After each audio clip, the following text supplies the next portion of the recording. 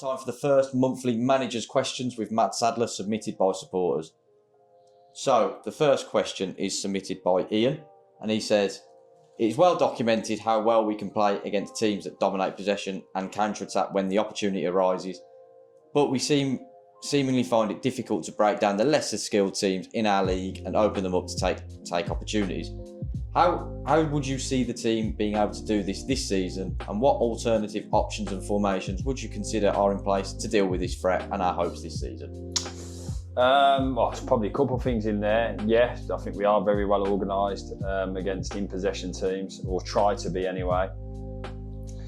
Try to give everyone a game plan of how we want to play and how we want to affect that and how we want to transition on that against whoever that is. So yeah, definitely I agree with that first part. I think the lesser skilled part I don't probably agree with to a degree, in terms of I think everyone's trying in their way, if you like, trying to play their way. I think what you mean is like kind of more direct teams, or that, I guess that.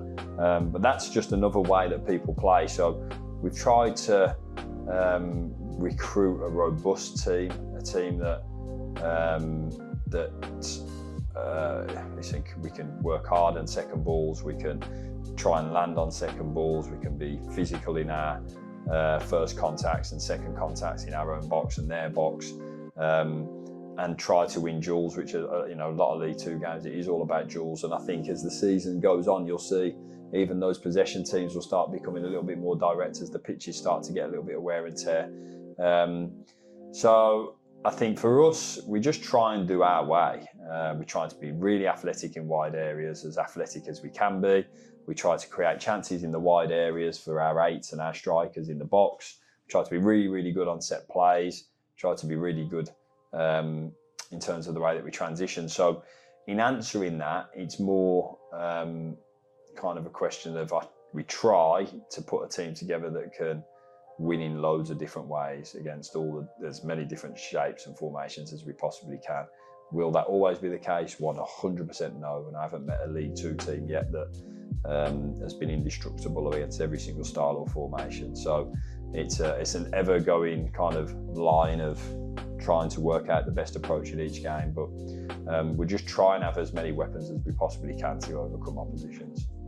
Brilliant stuff. And the next question comes from a guy called James, and he says, "How much has the capture of Aiden Flint brought a renewed confidence to our backline?"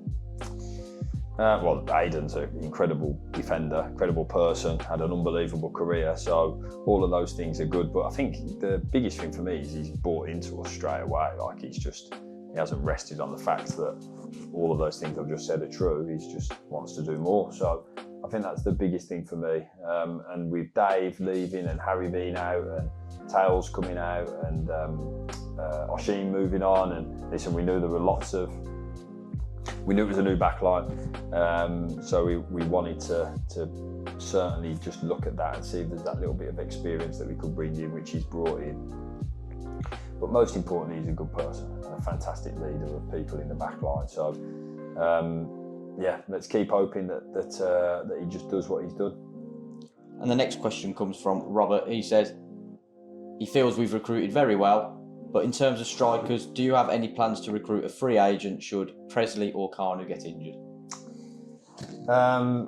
No, I agree. I think we have recruited really well, and as I said to you before, we worked really hard to try and bring in an extra striker. I said again, like we did really well with 3 strikers. Unfortunately, one of them got a long-term injury or a season-ending injury, and to sign a 4th one, that's really difficult. It's not an easy thing to do that. So, in answer to the question, that's difficult as well because. Everyone else is after the same thing in that respect, and there aren't many free agent centre forwards that can come in and do stuff, hit the ground running straight away, that are just sitting there. So listen, if something comes up and presents itself, we'll look at it, but it's not easy to do that. So so we'll, the guys that are here will.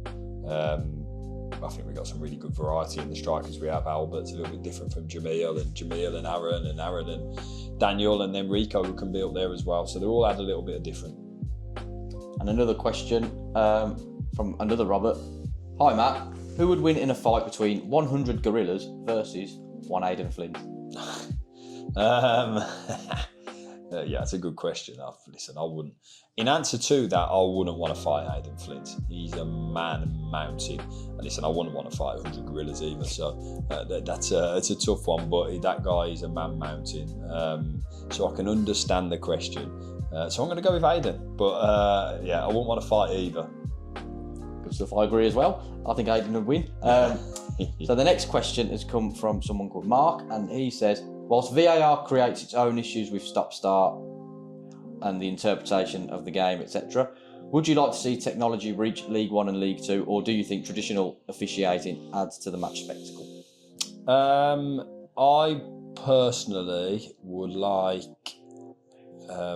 goal line technology in, and I'd like there to be clarity on offsides in however that looks. So I think you can, for me, that would be something that you could say there should be a definitive answer to both of those within. I know the offside one's a little bit difficult for when the ball left the foot, but there is a realm of clarity to that.